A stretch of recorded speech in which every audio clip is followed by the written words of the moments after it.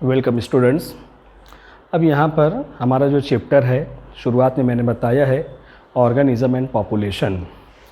तो यहाँ पर अब चैप्टर का आगे का जो हिस्सा चल रहा है, अभी तक जो हमने देखा है लिविंग ऑर्गेनिज्म से रिलेटेड जो तमाम चीज़ें, तो उसको हमने कंप्लीट किया है। अब चैप्टर का दूसरा हिस्सा हमारा शुरू हो रहा है, वो है यहाँ पर पॉपुलेशन। और ख़ास तौर से यहाँ पर जो है लिविंग ऑर्गेनिज्म के जो पॉपुलेशन है, प्लांट्स हैं, एनिमल्स हैं, ह्यूमन पॉपुलेशन है, उसके अंदर जो भी फ्लक्चुएशन होते हैं, कौन कौन से फैक्टर्स हैं, वो तमाम चीज़ें इसके अंदर हमें यहाँ पर देखना है। तो यहाँ पर हम शुरुआत कर रहे हैं पॉपुलेशन से। Population of any type of living organism. तो what is the definition of population? Population के जो डेफिनेशन होते हैं, group of individuals of same species. किसी भी एरिया के अंदर यहाँ पर ग्रुप ऑफ इंडिविजुअल, अगर एक इंडिविजुअल सिंगल है तो उसको हम इंडिविजुअल कहेंगे।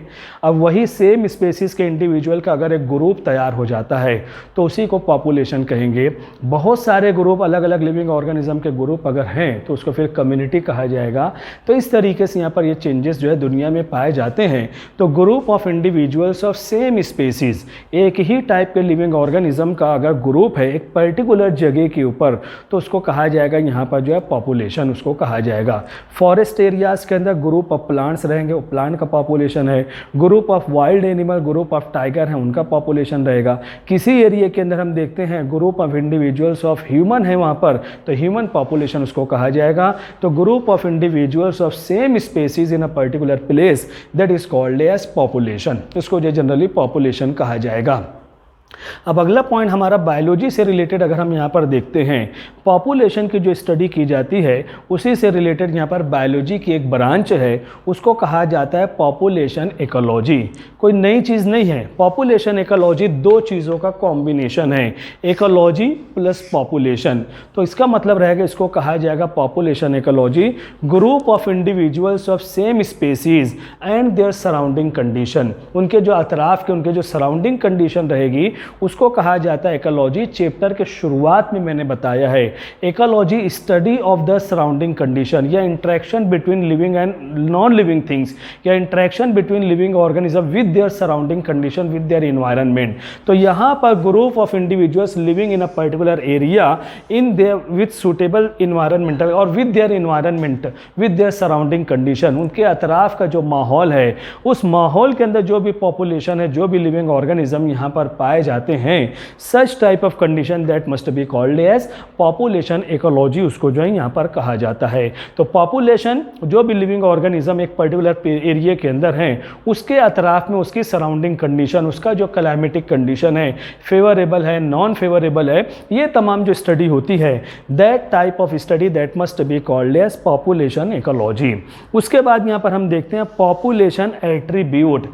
पॉपुलेशन का रुझान यहाँ पर क्या होता है, उसका एट्रीब्यूट क्या होता है। तो पॉपुलेशन, किसी भी लिविंग ऑर्गेनिज्म का जो पॉपुलेशन है उसके अंदर तीन चीज़ें यहाँ पर पाई जाती हैं। एक है नेटेलिटी है, दूसरा है मॉर्टेलिटी है, और तीसरा जो है यहाँ पर सेक्स रेशो यहाँ पर होता है। ये तीन चीज़ें, तीन रुझान पॉपुलेशन के अंदर पाए जाते हैं। नेटेलिटी का मतलब होता है बर्थ रेट, एक पर्टिकुलर पीरियड के अंदर कितने इंडिविजुअल के यहाँ पर बर्थ हुआ है, कितने इंडिविजुअल की पैदाइश हुई है, उसको कहा जाता है नेटेलिटी। इसी के साथ साथ में सेकंड पॉपुलेशन एट्रीब्यूट जो रहेगा वो है मॉर्टेलिटी। मॉर्टेलिटी का मतलब होता है डेथ रेट, एक पर्टिकुलर एरिया के अंदर, एक पर्टिकुलर टाइम के अंदर हाउ मेनी इंडिविजुअल्स उनकी जो है यहाँ पर डेथ हुई है, उसको जो है मॉर्टेलिटी कहा जाता है। ये दूसरा पॉपुलेशन एट्रीब्यूट है। और तीसरा यहाँ पर जो होता है सेक्स रेशो। सेक्स रेशो के अंदर यहाँ पर देखा जाता है how many male and females are present, ये भी हो सकता है, या individuals of sex age. Sex age के जो इंडिविजुअल्स हैं उसको कहा जाएगा यहाँ पर सेक्स रेशो कहा जाएगा, मेल एंड फीमेल कितने हैं। या फिर अगर सेक्स रेशो को अगर हम यहाँ पर देखते हैं, अब तो यहाँ पर देखा जाता है, अगर ह्यूमन पॉपुलेशन हम यहाँ पर देखते हैं तो सेक्स रेशो यहाँ पर देखा जाएगा लाइफ के अंदर, यहाँ पर ह्यूमन लाइफ के अंदर तीन स्टेजेस पाए जाते हैं। एक कहलाता है यहाँ पर जो रहेगा प्री रिप्रोडक्टिव एज है, उसके बाद जो रिप्रोडक्टिव एज है, और उसके बाद जो यहाँ पर पोस्ट रिप्रोडक्टिव एज है। प्री रिप्रोडक्टिव एज यहाँ पर जो पाई जाती है ये बचपने की उम्र होती है, जो आमतौर पर 0 से लेकर 14 साल की उम्र तक होती है। ये ऐसी उम्र होती है जिसके अंदर हर इंडिविजुअल, हर बच्चा जो रहेगा, राइट टू एजुकेशन, उसको एजुकेशन हासिल करना है, उससे काम नहीं लिया जा सकता है। यही वजह है कि हमारे गवर्नमेंट के अंदर यहाँ पर इंडिया में हमारे जो है यहाँ पर बच्चा मजदूरी, इसके ऊपर पाबंदी है। 14 साल से कम के बच्चे अगर काम करते हैं तो ये जो है यहाँ पर कानून के खिलाफ होता है। तो ये जो एज होती है 0 से लेकर 14 साल की उम्र जो होती है, इसको प्री रिप्रोडक्टिव एज कहा जाएगा। दूसरा यहाँ पर जो होता है मिडल रेंज, इसको रिप्रोडक्टिव एज कहा जाता है। यानी यहाँ पर देखा जाता है मिडल एज यहाँ पर जो होती है 15 साल के बाद से लेकर यहाँ पर हम देखते हैं 45 साल 50 साल की जो उम्र यहाँ पर होती है, ये रिप्रोडक्टिव एज होती है। इंसान जो होते हैं, ये काम करने वाले इंसान यहाँ पर होते हैं। 45 साल 50 साल, ये हम देखते हैं रिटायरमेंट की जो उम्र होती है 60 साल 58 साल 58 ईयर्स होते हैं, ये रिप्रोडक्टिव एज होती है। ये इंडिविजुअल काम करने वाले हैं और इनके अंदर ये एबिलिटी है कि they can promote their population, वो अपने पॉपुलेशन को जो है यहाँ पर इंक्रीज करने की एबिलिटी पाई जाती है। और तीसरा यहाँ पर जो सेक्स रेशियो यहाँ पर होता है post reproductive age. Post reproductive age जिसको ओल्ड एज कहा जाएगा, 50 एंड अबव, 50 साल या उसके बाद की जो उम्र यहाँ पर होती है, इसको पोस्ट रिप्रोडक्टिव एज कहा जाएगा। इंसान के अंदर रिप्रोडक्शन की एबिलिटी मेल हो के फीमेल हो ख़त्म हो जाती है और यहाँ पर ये रिटायरमेंट की एज होती है, ये काम करने वाले लोग यहाँ पर नहीं होते हैं। तो इस तरीके से इंडिविजुअल्स ऑफ सेक्स एज, इस तरीके से 3 कंडीशन पाई जाती है। अब यही सेक्स रेशियो को जब हम यहाँ पर इंडिविजुअल्स ऑफ सेक्स एज जब हम यहाँ पर देखते हैं तो इसके ज़रिए से एज पिरामिड का फॉर्मेशन होता है। और किसी भी कंट्री के अंदर ये जो रेशो होता है, ये एक इंपॉर्टेंट मैकेनिज्म वहाँ पर पाया जाएगा। उसी के बेस पर ये जो सेक्स रेशो यहाँ पर है, एज का जो यहाँ पर डिफरेंशिएशन है, इसी के बेस पर उस पर्टिकुलर प्लेस, उस पर्टिकुलर कंट्री का यहाँ पर जो रहेगा, किस तरीके से वहाँ पर जो है प्रोग्रेस हो सकता है, नहीं हो सकता है, या यहाँ पर जो है रुका हुआ रहेगा, उसका जजमेंट यहाँ पर किया जाता है। तो जब एज पिरामिड यहाँ पर देखा जाता है तो पहली टाइप जो एज पिरामिड की यहाँ पर जो पाई जाती है उसको कहा जाता है यहाँ पर ग्रोइंग पॉपुलेशन। ग्रोइंग पॉपुलेशन किसी कंट्री, ग्रोइंग पॉपुलेशन उसको कहा जाएगा कि जब प्री रिप्रोडक्टिव एज यानी बच्चे जो होते हैं सबसे ज़्यादा रहेंगे, उससे कम रिप्रोडक्टिव एज और सबसे कम यहाँ पर जो है पोस्ट रिप्रोडक्टिव एज कहा जाएगा। तो ऐसी सूरत में यहाँ पर जो रहेगा अपराइट पिरामिड का जो है यहाँ पर फॉर्मेशन यहाँ पर होता है। जो पिरामिड इसके अंदर यहाँ पर बनेगा ग्रोइंग पॉपुलेशन के अंदर, उसको कहा जाएगा अपराइट पिरामिड का फॉर्मेशन यहाँ पर होता है, जिसके अंदर प्री रिप्रोडक्टिव एज सबसे ज़्यादा, उसके बाद रिप्रोडक्टिव एज है और सबसे कम जो रहेंगे ये ओल्ड एज के लोग जो होते हैं, जो रिटायर्ड होंगे, सबसे कम रहेंगे। यहाँ पर प्रोग्रेस, तरक्की के चांसेस यहाँ पर ज़्यादा होते हैं क्योंकि ये कम है, ये आगे इधर जाने वाले हैं, लेकिन एक बड़ी तादाद जो रहेगी, एक लार्ज नंबर ऑफ इंडिविजुअल जो प्री रिप्रोडक्टिव एज हैं, वो काम करने वाले लोग यहाँ पर इसके अंदर शामिल होने वाले हैं। तो ऐसी सूरत में यहाँ पर इसको ग्रोइंग पॉपुलेशन कहा जाएगा और उसके अंदर जो है अपराइट पिरामिड का फॉर्मेशन यहाँ पर होता है। दूसरी कंडीशन यहाँ पर जो होती है स्टेबल पॉपुलेशन या इसको स्टेडी पॉपुलेशन कहा जाएगा। तीनों जो यहाँ पर रेंज होती है, pre reproductive age, reproductive, post reproductive, बहुत थोड़ा थोड़ा इनके अंदर फर्क होता है। तकरीबन तीनों रेंज जो तकरीबन यहाँ पर जो सेम होती है और उसको कहा जाता है स्टेबल पॉपुलेशन। यहाँ पर किसी कंट्री के अंदर अगर ये कंडीशन पाई जाती है तो बहुत ज़्यादा वहाँ पर प्रोग्रेस या तरक्की के चांसेस वहाँ पर जो है नहीं पाए जाते हैं, क्योंकि यहाँ पर ये जो नीचे ये प्री रिप्रोडक्टिव एज है उससे थोड़े से ज़्यादा यहाँ पर जो रिप्रोडक्टिव एज है और थोड़े से कम जो यहाँ पर पोस्ट रिप्रोडक्टिव एज है।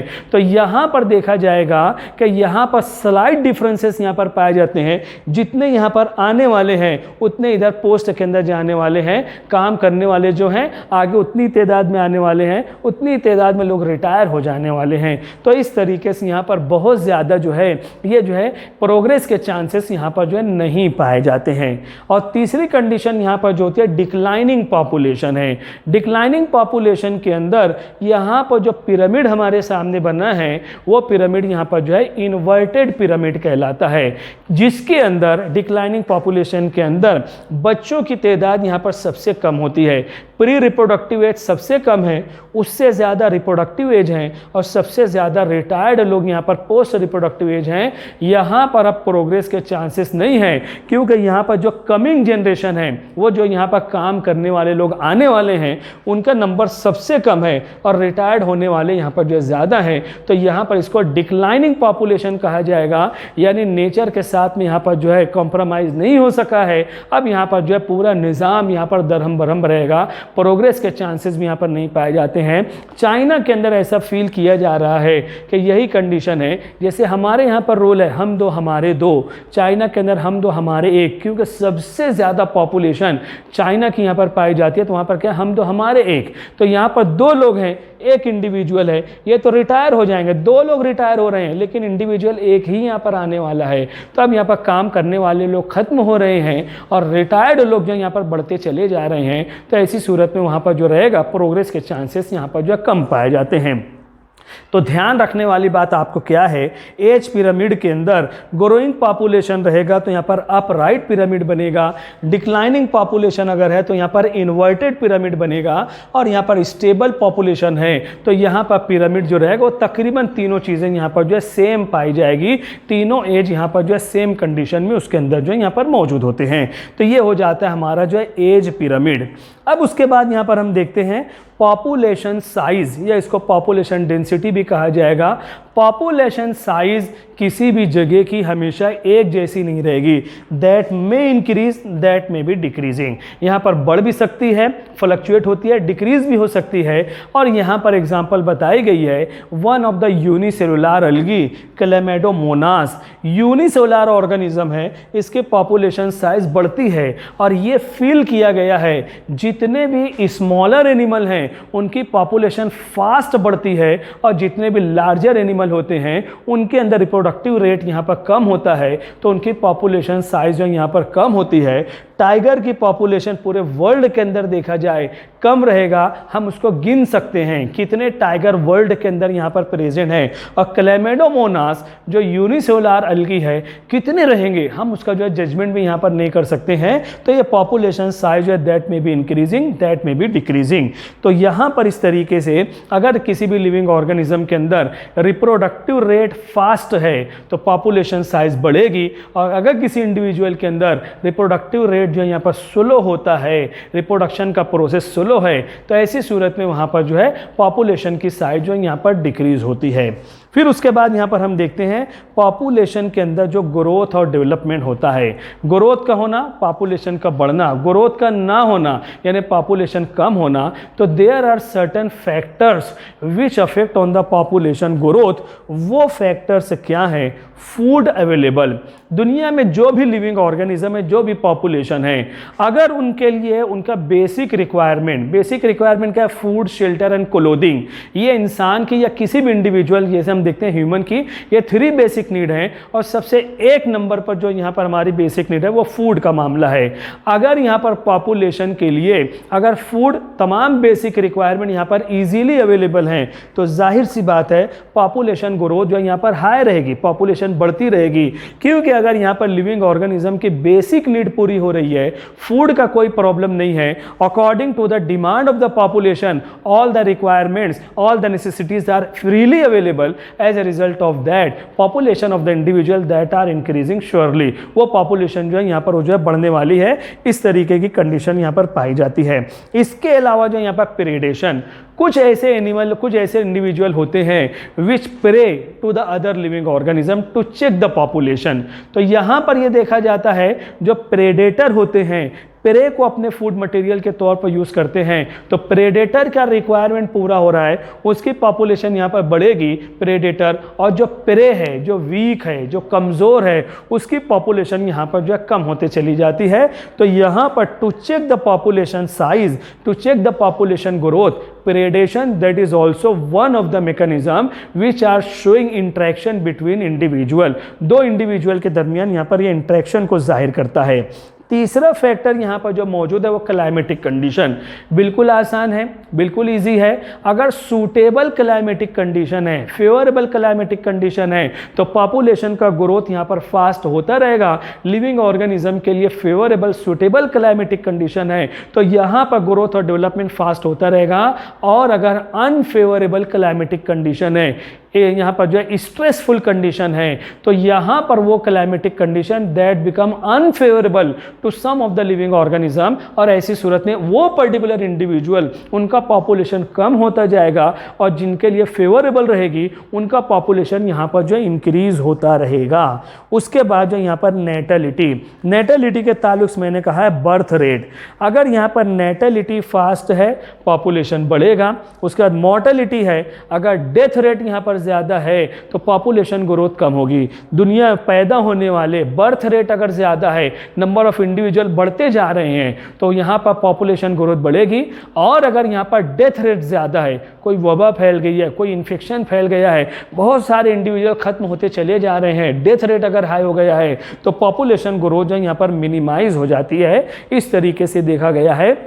जहाँ तक ह्यूमन पॉपुलेशन का ताल्लुक यहाँ पर कहा जाता है, तो कभी भी ये देखा गया है कि ह्यूमन पॉपुलेशन ग्रोथ जो है कभी भी निगेटिव नहीं है, हमेशा बढ़ती है। यानी ह्यूमन के अंदर natality rate that is always more than the mortality rate, यानी यहाँ पर पैदा होने वाले ज़्यादा हैं, मरने वाले यहाँ पर जो है कम होते हैं। और आखिरी फैक्टर यहाँ पर जो मौजूद है वो है माइग्रेशन।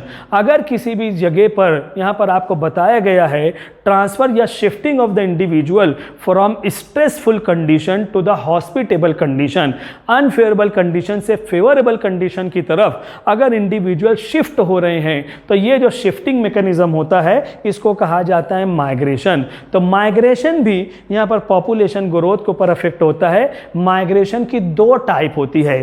पहला जो होता है इमिग्रेशन, आई से लिखा जाएगा, यानी यहाँ पर कम इन द हैबिटेट, यानी बाहर से इंडिविजुअल अगर यहाँ पर एक पर्टिकुलर जगह पर आ रहे हैं तो इस जगह का पॉपुलेशन ग्रोथ जो यहाँ पर बढ़ जाएगा।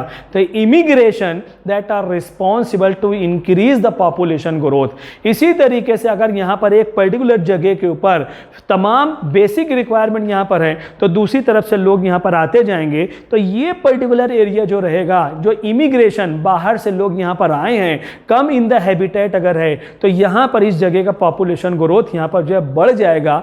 इसी तरीके से अगर किसी जगह पर यहाँ पर बेसिक रिक्वायरमेंट पूरा नहीं है तो वहाँ पर एमिग्रेशन, ई से लिखा जाएगा, तो individual living the habitat, leave the habitat, अगर हैबिटेट से लोग निकल रहे हैं, दूसरी तरफ चले जा रहे हैं, तो इस पर्टिकुलर जगह के ऊपर यहाँ पर पॉपुलेशन ग्रोथ जो है कम हो जाएगी, क्योंकि ये ऐसा एरिया है जहाँ से लोग अपना घर बार अपना जो है छोड़ कर जा रहे हैं, तो उसको जो यहाँ पर एमिग्रेशन कहा जाएगा।